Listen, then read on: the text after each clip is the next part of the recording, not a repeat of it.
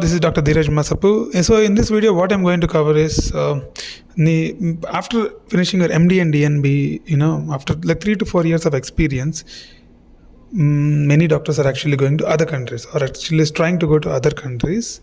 Now, I will tell you this video is made after talking to many of my friends who are settled in other places like USA, UK, Middle East and other countries.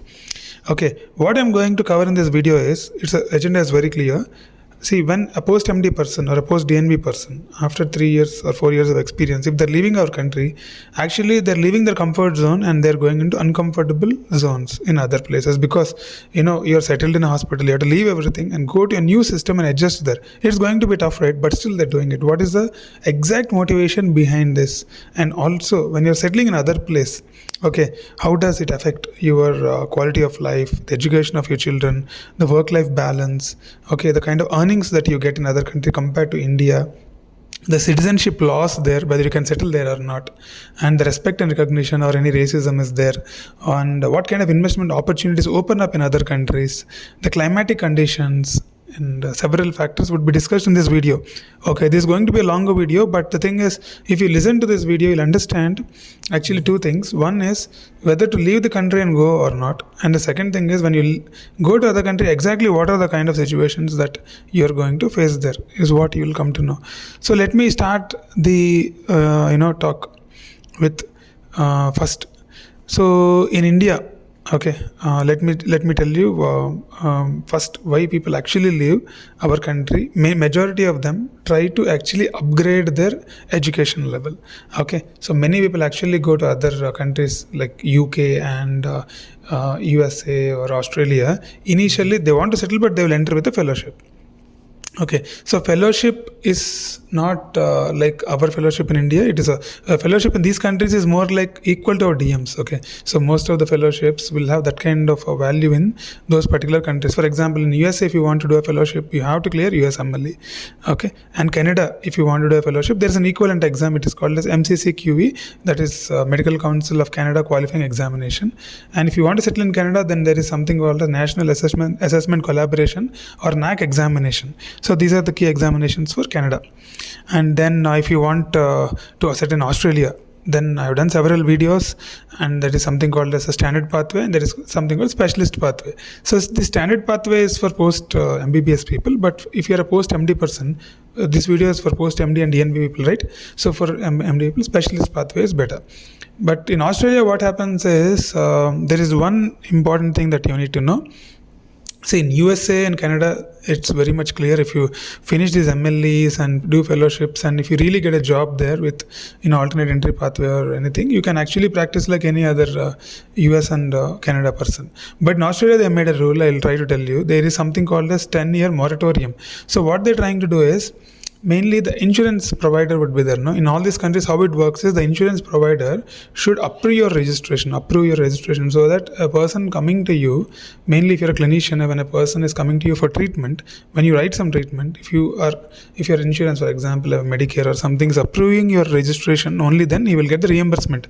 Otherwise, you will not get. So in Australia, what they did is, even if you go as a specialist, in a specialist pathway for 10 years, they're not actually granting approval to your insurance. So a person cannot directly, person either should pay everything by cash or his insurance will not be accepting your registration license.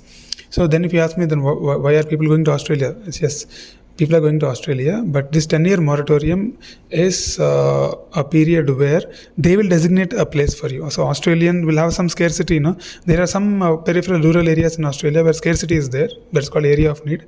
So if you go there, then they will give you permission for the insurance to accept it.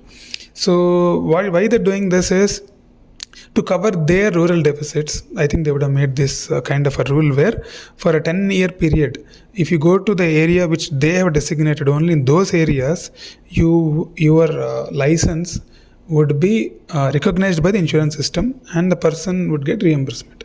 So after you finish 10 years, you can practice anywhere in Australia. So this is called as 10-year moratorium. If you go there, so this is mainly done because of workforce shortage. All these countries have people concentrated in the metros. Nobody's going to peripheral places, just like India. So, but what happens is when you go there, they want you to actually work in these places. So they will send you off to these shortage areas. So by this moratorium, but in USA and Canada, it's nothing like that.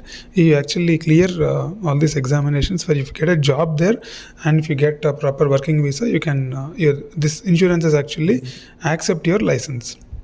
So people go for different types of fellowships. You can see on the screen there is a lot of fellowships are there in UK in cardiology, gastroenterology, oncology, neurology, endocrinology. Any fellowships, you can look at the hospitals also there.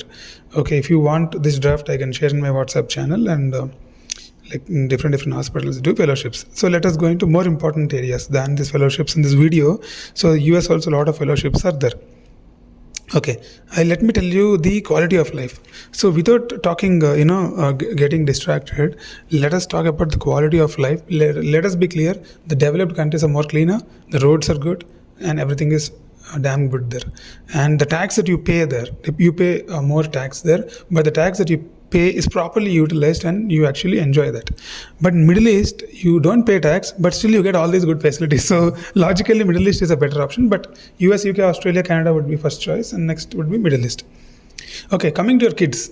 Kids will get a very good education in those countries. I'll tell you why. Indian education system, I don't have an issue, but it is largely geared up for mugging and then prepare you for a job mindset.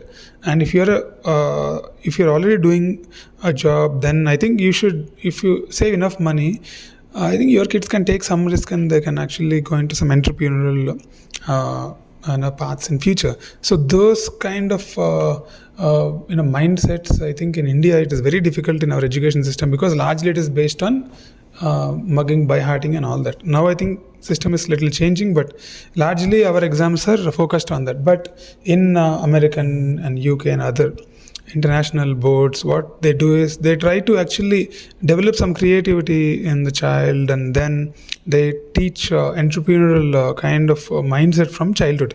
So that is the kind of advantage you get there when your kids study in those countries. Not only that, the schooling is actually free in all these developed countries. If you live Middle East, in USA, UK, I think Canada also, the schooling is actually free. You see the Indian costs there on the screen. In India, this is the cost. The primary school will range anywhere between 1.25 to 1.75 lakhs. Okay, middle school 1.6 to 1.8 lakhs. High school 2.5 to 3 lakhs. Additional costs are transportation, book, stationery, and extracurricular activities also. So this is the cost that you have to pay for a standard CBSE school in a metro city in India. Okay. So this is actually free in other countries, but there, when they go to college, you have to pay a lot of money. Nothing is actually free there. In India, if you're a merit student, then you can actually study in government colleges. Okay. Next, let us go to the holidays and other benefits that you get in other countries. So the leave system in those countries is very much well defined, and most of the countries like America and Canada, UK, they work for 5 days a week, not 6 days. Like what we do in India, but the rest 2 days they will take a break and they will reboot. I'll tell you why I'm focusing on this point. There is a study actually done by William S. Shelton.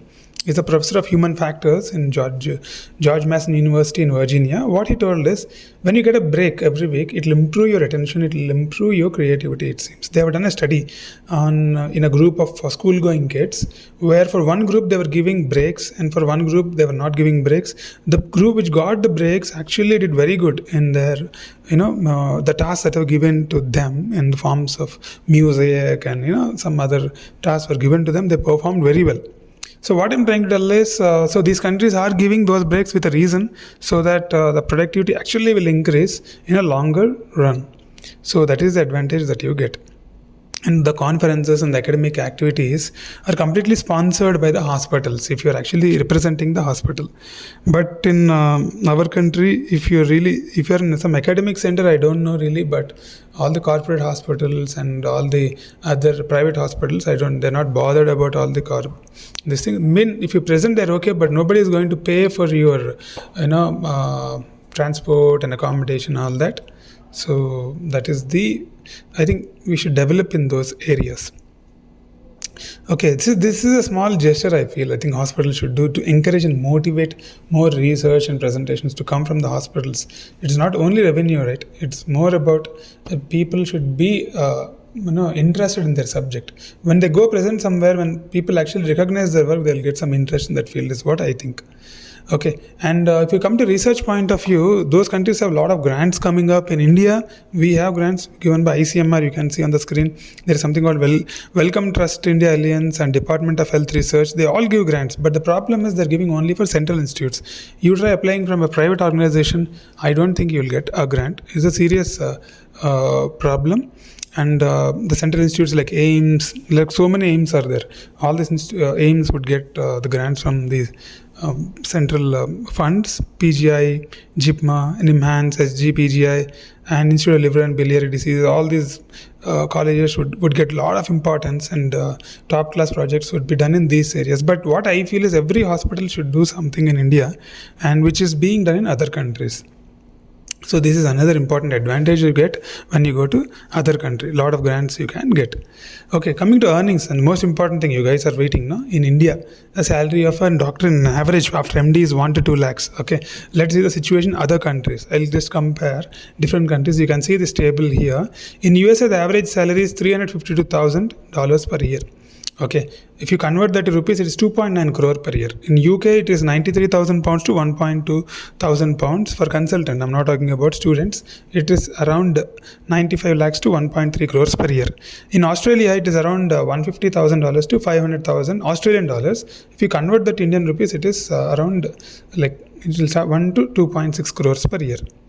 And then Dubai, you get anywhere between 40 to 60,000 dirhams, AEDs. So if you convert, it will be per month I showed 4.5 to 15 lakhs, but in a year that also will be around 1 crore. Okay, so this is about these salaries, but I should also mention about the tax that you have to pay in these countries. It will be more than India.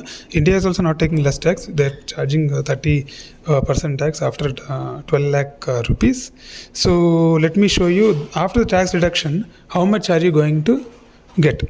So in USA, you are going to get around, after tax deduction, you will get around 1.7 crore per year. In UK, around 60 to 80 lakhs per year.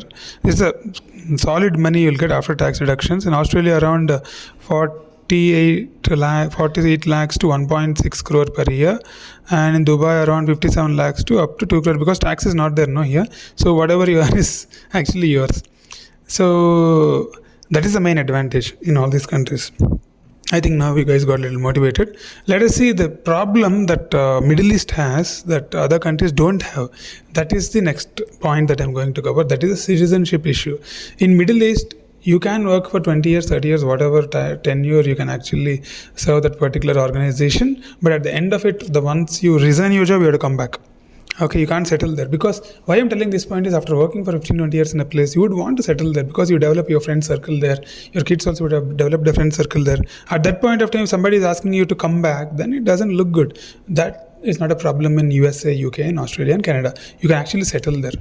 Okay, so because they give you a permanent citizenship after certain years, and you don't have to come back to your country, because even if you come back to India or whatever country you stay, you don't have anyone there, because when you built a career in one place, you would have built your life also around in that place only. So it will make sense for you to actually settle there and even live till you die in that particular place.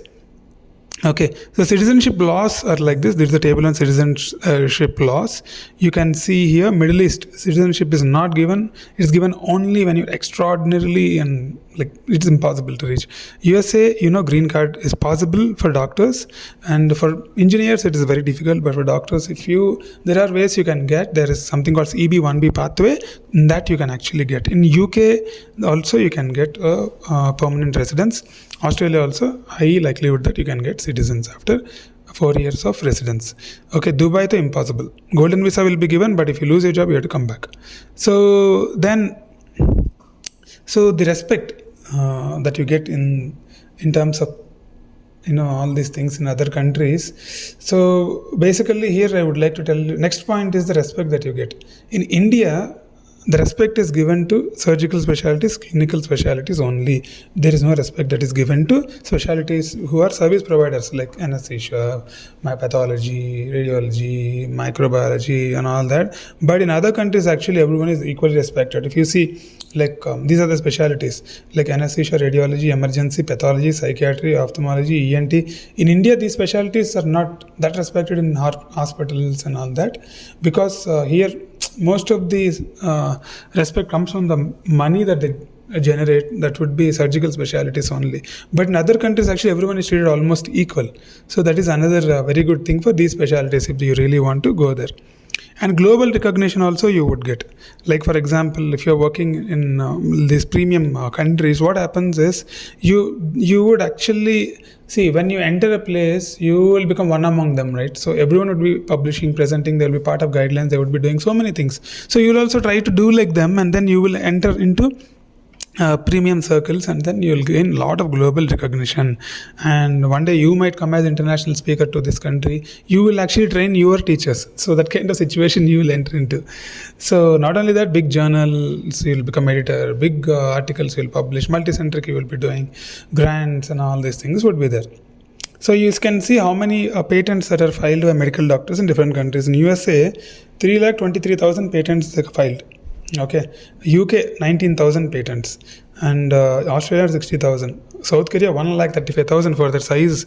You can see how many patents. That is like significantly high. China 7,898,000 patents, significantly high. Japan 2 lakh patents. India 30,000 patents. Imagine, for our size and our population, we should be actually doing double and triple of what these guys are doing. So we don't. That reason is we don't understand the value of IP. We don't understand the value of money that can be made through intellectual property. So please, I think everyone should focus more on innovation, IP as doctors in India, and you can see clearly the difference that we have with other countries. So next, coming to investment. The investment opportunity you get in India is Indian stock exchange, real estate, or whatever, maximum crypto. But in other countries, there is another advantage. The global market you can actually explore. For example, there are certain brokerage agencies like Interactive Brokers, Charles Schwab, TD. You can see on the screen ICICI Direct. Through all these broking agencies, you can actually invest in global markets. Okay, so in India, if you ask some 10 major doctors how many actually invested in international funds, nobody would have done, because there is no awareness here. But when you go to other countries, what you do is you invest in international funds, which invest in China, which invest in USA, which invest in other countries, and India too. So you're more safer and more safer in longer run, because even if one country's economy is coming down, other countries would cover up, and then it's a different way of investment is what I feel. And then coming to climate. Climate is one thing which is very good in India, is what I feel. Particularly the place where I stay in Bangalore, the climate is beautiful. So this kind of climate you don't get even in Canada, you don't get in USA, in northern states, you don't get that in Australia. Australia and New Zealand are good climate, but this Canada and USA and northern states, you don't have climate like Bangalore. And in that way, it is very beautiful. But other parts of India, very hot, I feel so. And but air quality index, if you take, that is very poor in certain states, and this air quality index is actually good in Western countries. Okay, but they also have issues like pollen. They have issues of snowing, hurricanes, tornadoes, and all that. We don't have all those kind of things. Okay, so that is about the temperatures. Some temperatures I have seen like freezing in USA, in Stanford, in around like minus 48 degrees also has been reported at one point of time. In UK, minus 27 in Cambridge. These are big universities. I just took data of universities where big universities are located, and then what is the least temperatures they had. And so this is like Switzerland, Zurich, one university, minus 20. Australia, like 50 degrees was there in Melbourne at one point of time. And China and Canada also, there was like very high temperature, minus 63 degrees it seems at one point of time. So these are, what I'm trying to show is the temperatures can be extreme in those countries. That is one negative actually in those countries. So in India, the temperatures are pretty much actually controlled. So we don't understand the value of that because we have never seen such kind of negative temperatures and problems associated with that.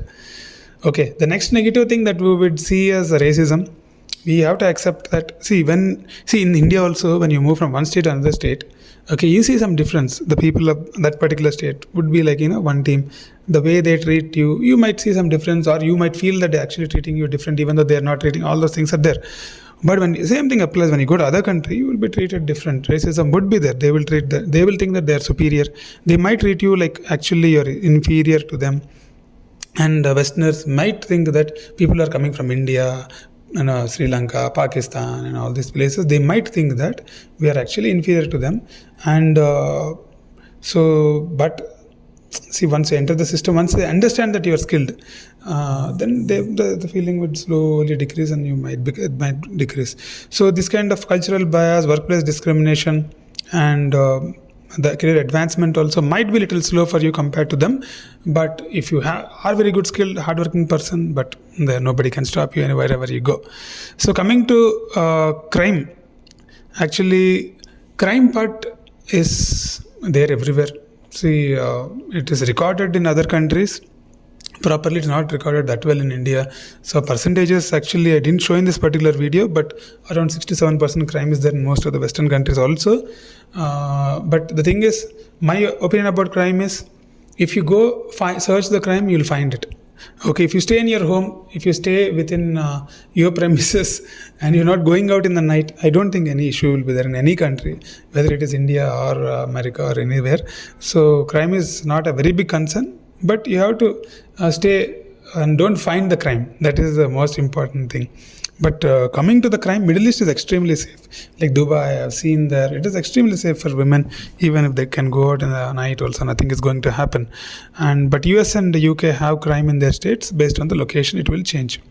To summarize, the motivation for living is for better opportunities, better education, better finances, okay, and better quality of life. Okay, work-life balance is superb in other countries. In India, work-life balance is actually tilted more towards work, less towards life. Okay, research support is good in other countries. Earnings are good in other countries. Citizenship, India is the best because you're always a grade 1 citizen. If you go to other countries, you're a grade 2 citizen. You might have to get permanent residency, but not possible in Middle East. Respect and recognition you'll get based on the skill, but racism might be there. So investment opportunities are good in other countries. Climate is, India is the best. And so this is about the video. So these are different reasons. I think people are quitting the India and going to other countries. And I know this is a long video, but there is no other way. I have to discuss all these aspects. Even more bigger script I wrote, actually condensed, so that you guys can actually understand what I'm trying to tell. So thank you guys. If you followed till this part of the video, I think you should subscribe to the channel and share this video. And if you want more, want to sit with me. And then if you want to actually understand all these things, you can take the mentoring. The link is there in the description.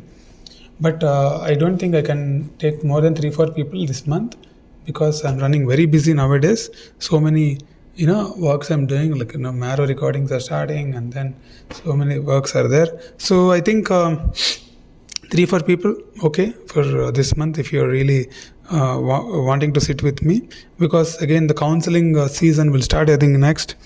And I'll give more importance to counseling people if they're booking the mentoring with me. So that's it about today. So if you're a doctor, then I think you should try going to other country just for an experience.